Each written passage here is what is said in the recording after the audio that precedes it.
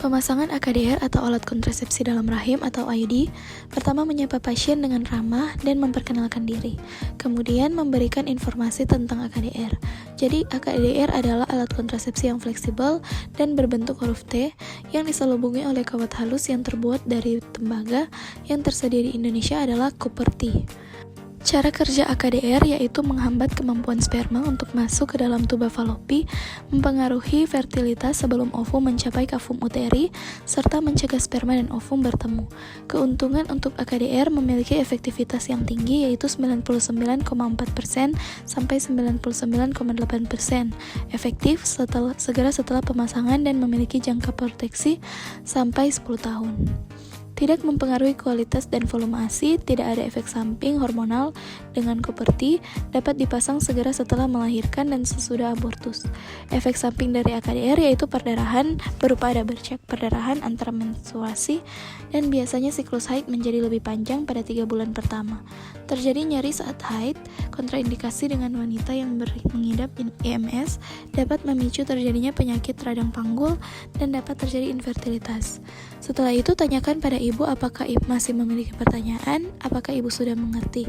Lalu lanjut tanyakan riwayat kesehatan reproduksi ibu, tanyakan riwayat tanggal haid terakhir, lama haid, pola perdarahan haid, riwayat paritas dan riwayat persalinan, riwayat kehamilan ektopik, riwayat nyeri yang hebat setiap haid, riwayat anemia yang berat, riwayat infeksi sistem genitalia, riwayat penyakit menular seksual, riwayat penyakit infeksi panggul, riwayat berganti-ganti pasangan, dan riwayat menderita kanker serviks. Setelah itu, jelaskan prosedur AKDR pada ibu. Prosedurnya yaitu akan dimasukkan AKDR ke dalam rahim ibu, kemudian akan dilepaskan di dalam rahim, kemudian digunting benang yang tersisa sependek mungkin, sehingga tidak mengganggu ibu dan suami pada saat akan melakukan hubungan seksual. Edukasikan kepada ibu untuk kontrol apabila ada perdarahan atau nyeri yang hebat. Kemudian tanyakan persetujuan ibu, kemudian lanjut pada pemeriksaan fisik dan pemeriksaan panggul. Sebelum melakukan pemeriksaan, pastikan klien sudah mengosongkan kandung kemih dan mencuci area genitalia dengan menggunakan sabun dan air. Sebelum pemeriksaan dilakukan, pemeriksa melakukan cuci tangan terlebih dahulu dengan 6 langkah cuci tangan WHO. Siapkan alat dan bahan AKDR, rintang, tenakulum, sonde, spekulum cocor bebek, kapas, gel larutan antiseptik, dan piala ginjal sebagai wadah untuk alat bekas pakai, dan handskun. Setelah itu, bantu pasien untuk naik ke meja pemeriksaan, lalu memakai handskun, palpasi daerah perut, apakah ada nyeri, benjolan, atau keluhan lainnya. Lalu kenakan kain penutup pada pasien untuk pemeriksaan panggul, ganti handskun dengan yang steril untuk pemeriksaan selanjutnya.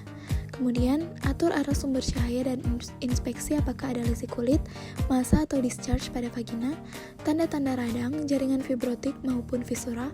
Kemudian lakukan toilet vulva dari depan ke belakang, dari labia mayor kanan ke labia mayor kiri, dan pada bagian tengah. Kemudian palpasi kelenjar sene dan Bartolini untuk menentukan apakah ada massa kistik, bengkak, tanda radang, nyeri atau duh. Lakukan pemeriksaan in speculo menggunakan spekulum cocor bebek yang panjang dan ukurannya sudah disesuaikan dengan panjang liang vagina ibu.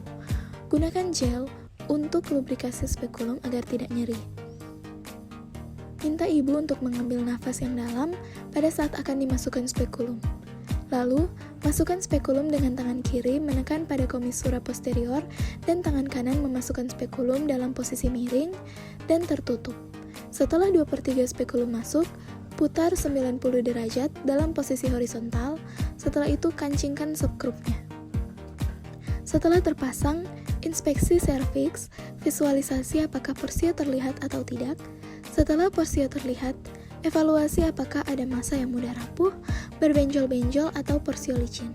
Lihat OUE, apakah terbuka atau tertutup, apakah ada cairan atau keputihan di vagina, bila ada lendir atau eksudat atau darah, dapat dibersihkan agar visualisasi porsio dapat terlihat dengan jelas. Setelah itu, keluarkan spekulum dengan hati-hati dengan mengendurkan sekrup yang terkunci, lalu letakkan kembali ke tempat semula dengan tidak menyentuh pada peralatan lain yang belum digunakan. Kemudian lanjut pada pemeriksaan palpasi bimanual, pisahkan kedua labia dengan ibu jari dan telunjuk dengan tangan kiri dari sisi atas.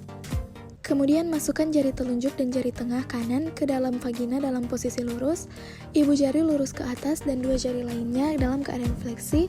Kemudian letakkan ujung jari tangan kiri di suprasymphysis untuk menentukan arah, besar, dan posisi, serta konsistensi uterus. Lakukan pemeriksaan untuk menentukan konsistensi serviks, adnexa, dan parametrium kiri dan kanan. Pastikan tidak ada infeksi atau tumor. Pastikan gerakan serviks bebas. Setelah itu keluarkan jari-jari yang berada di vagina.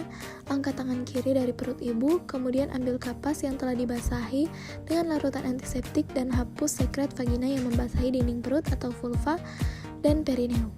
Dapat dilakukan pemeriksaan rektovaginal bila ada indikasi seperti kesulitan menentukan besar uterus retroversi atau apakah adanya tumor pada kafum Douglas. Kemudian lepaskan dan bersihkan sarung tangan dalam larutan klorin 0,5%. Kemudian masuk ke tindakan pra pemasangan AKDR.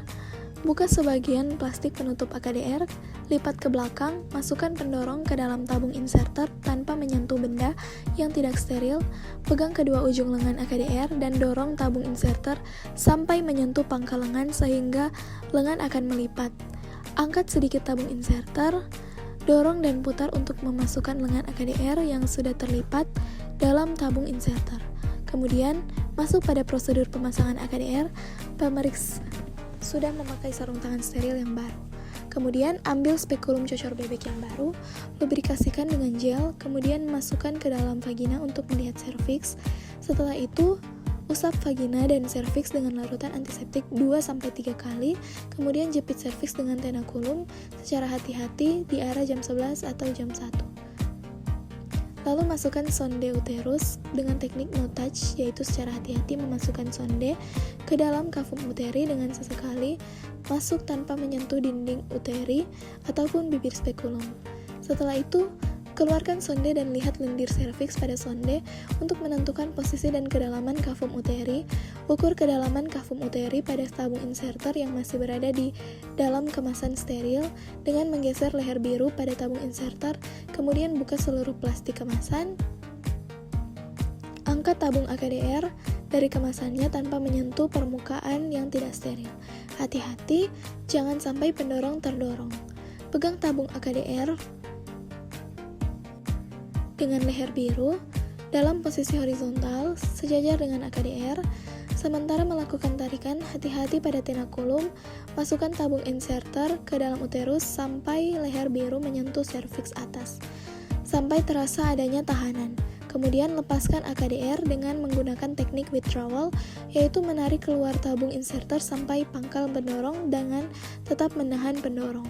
Kemudian keluarkan pendorong dan tabung inserter didorong kembali ke serviks atau sampai terasa adanya tahanan.